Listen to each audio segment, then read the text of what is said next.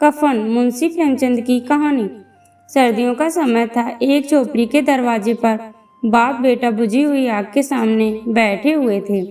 झोपड़ी के अंदर बेटे की पत्नी बुधिया प्रसव के दर्द से गुजरने की वजह से करा रही थी।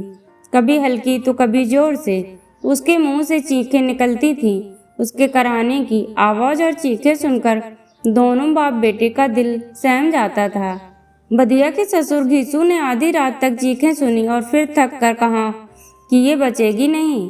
घीसू का बेटा और बुधिया की पति माधव ने चिढ़ते हुए जवाब दिया, मरना है तो जल्दी मरे। पिता ने कहा, अपनी पत्नी के लिए ऐसा कह रहा है जिसने अपना रात दिन इसी घर को दिया। तब दुखी आवाज में माधव बोला, मुझसे उसका इस तरह तड़पना और हाथ पांव मारना देखा नहीं जा रहा है। दोनों ही बाप बेटे काम से चीज चुराते थे। बाप एक दिन काम करता तो 2 दिनों तक घर में आराम। उसका बेटा माधव तो और भी ज्यादा काम चोर था। 1 घंटे काम करता था और फिर 2 घंटे तक हुक्का पीता रहता। इनकी ऐसी हरकत की वजह से कोई इन्हें काम नहीं देता था।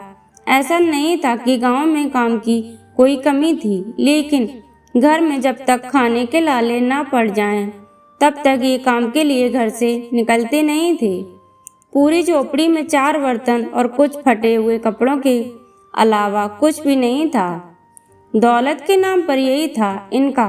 दोनों के सिर पर खूब कर्ज था, लेकिन संतोष इतना कि इन्हें बस एक टाइम थोड़ा खाना मिल जाए, इसके अलावा कुछ नहीं चाहिए था। दुनिया भर के ताने भी सुनते थे, लेकिन इन्हें कोई फर्क नहीं पड़ता था। इनमें इतना संतोष था कि इनके सामने साधु संतों का संतोष भी कम पड़ जाता था। जब बहुत जरूरत पड़ती थी तो बाप पेड़ से कुछ लकड़ियां तोड़ता और उसका बेटा उन्हें बेचकर कुछ पैसा ले आता था। ये पैसा जब तक इनके पास होता तब तक दोनों में से एक भी काम करने के लिए नहीं जाते थे। अगर कभी घर में खाने को कुछ न होता तो आस पड़ोस के खेतों से कभी आलू ले आते तो कभी गन्ना। आखिर गांव था भी किसानों का ही। किसी न किसी खेत में मौसम के अनुसार कुछ न कुछ मिल ही जाता था। इसी तरह से घीसू ने अपनी जिंदगी के 60 साल काट लिए थे। आज भी बाहर आग के पास बैठकर किसी के खेत के लाए आलू को भूनकर दोनों बाप बेटे खा रहे थे और बुधिया अंदर दर्द में तड़प रही थी। माधव की बुधिया से कुछ साल पहले ही शादी हुई थी। उसने घर को अच्छे से संभाल लिया था, लेकिन माधव और घीसू और भी कामचोर हो गए थे। अभी दोनों के मन में था कि बुधिया जल्दी से दुनिया से चली जाए और वो आराम कर सके।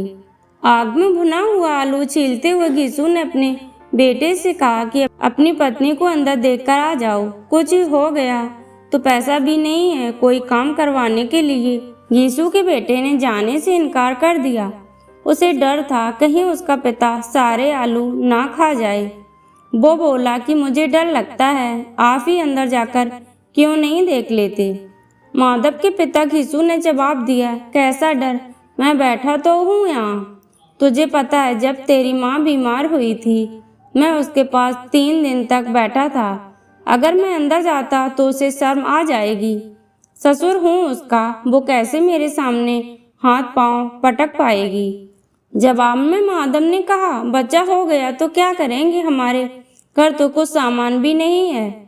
माधव बोला, बच्चा आए तो सही एक बार, घर में भी सारा जरूरी सामान आ जाएगा, भगवान सब संभाल लेंगे। कल के दिन यहीं आस पड़ोस के लोग बच्चा होने पर बिन मांगे घर में ही चीजें देकर जाएंगे। वैसे घीसू के गांव के मेहनती किसानों की भी हालत कुछ अच्छी नहीं थी। सिर्फ वो लोग ही पैसे वाले थे जो किसानों को दबाते या उनका हक मारते थे। घीसू के साथ यही चीज सबसे अच्छी थी कि उसका कोई पैसा नहीं मार सकता था। वो ना तो रात दिन मेहनत करके पैसा कमाता था और ना ही अपना फायदा किसी को उठाने देता था। कोई काम देने आ भी जाए कभी तो 3-4 गुना ज्यादा मजदूरी की रकम बता देता था। घीसू को इसी बात की तसल्ली थी कि वो दूसरों की तरह रात दिन मेहनत करके भी फटे हाल में नहीं था।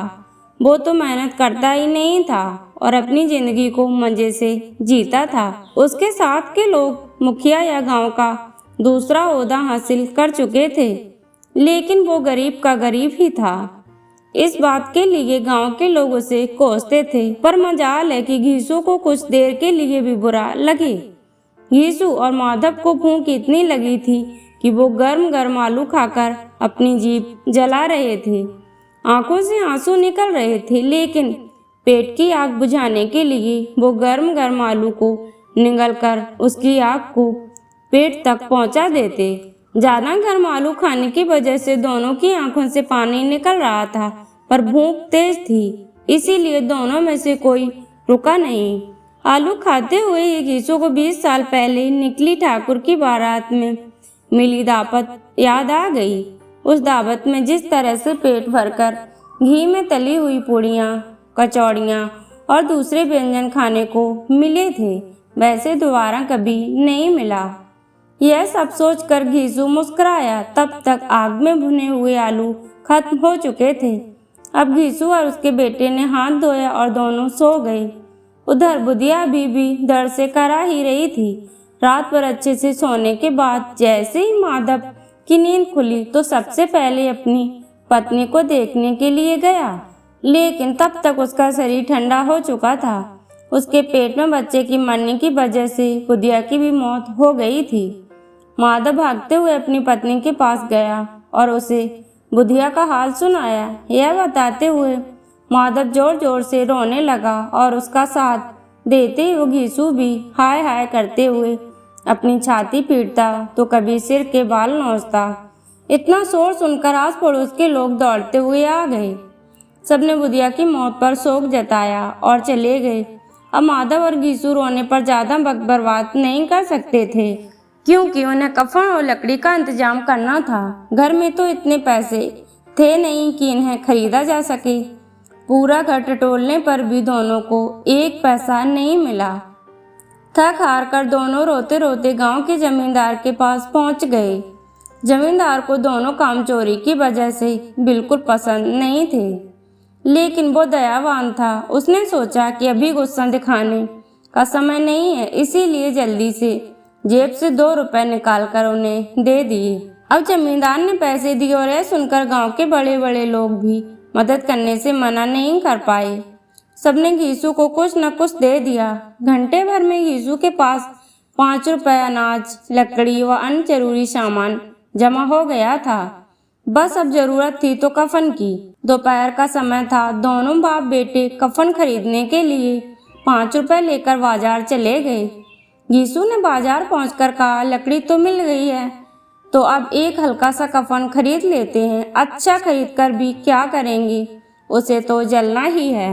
अब दोनों सस्ता और हल्का सा कफन खरीदने के लिए एक दुकान से दूसरी दुकान जाने लगे, लेकिन उन्हें सस्ता कुछ भी नहीं लगा। तभी माधव ने कहा, कैसा रिवाज है, जिस औरत को जिंदा रहते हुए अच्छे कपड़े पहनने के लिए नहीं मिले, उसे मरने पर नया कफन ओढ़ना होगा। ये 5 रुपए पहले मिलते तो अच्छे से दवाई कर लेते, शायद आज वो जिंदा होती।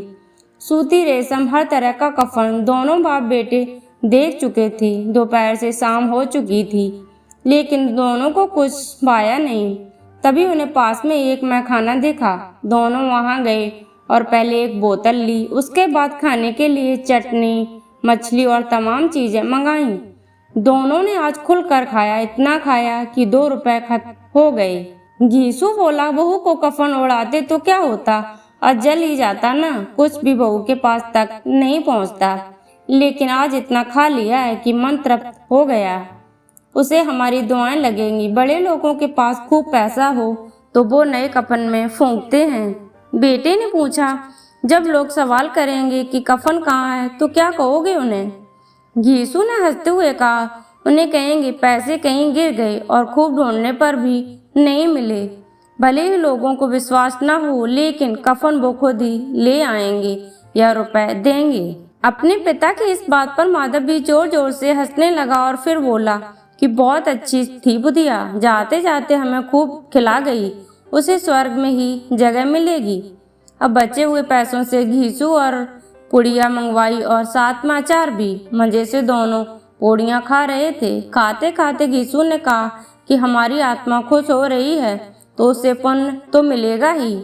माधव ने फिर से सिर हिलाते हुए कहा, हाँ। कुछ देर सोचकर माधव बोला कि ऐसा भोजन कभी नहीं मिला था हमें, उसे स्वर्ग में जगह तो मिलेगी ही, आखिर उसी की वजह से हम ये सब खा पा रहे हैं। फिर माधव ने कहा कि क्या हम लोग भी एक दिन स्वर्ग जाएंगे? माधव के इस मासूम सवाल का घीसू ने कोई जवाब नहीं दिया और कहा कि चुपचाप से खाना खाओ। वो इस वक्त ऐसी बातें करके अपना आनंद कम नहीं करना चाह रहा था।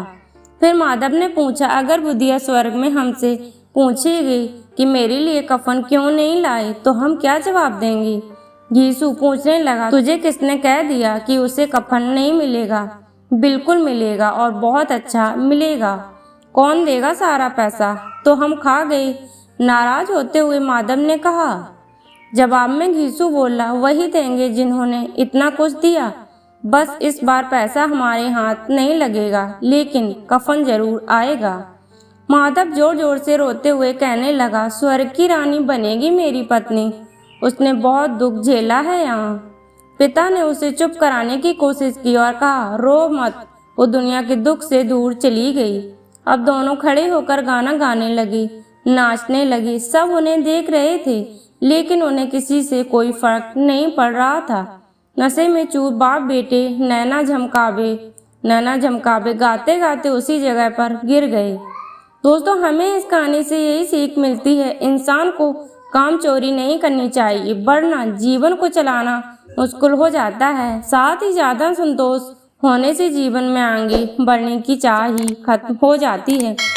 दोस्तों, ऐसी ही कहानियाँ सुनने के लिए चैनल को सब्सक्राइब करें, वीडियो को लाइक करें।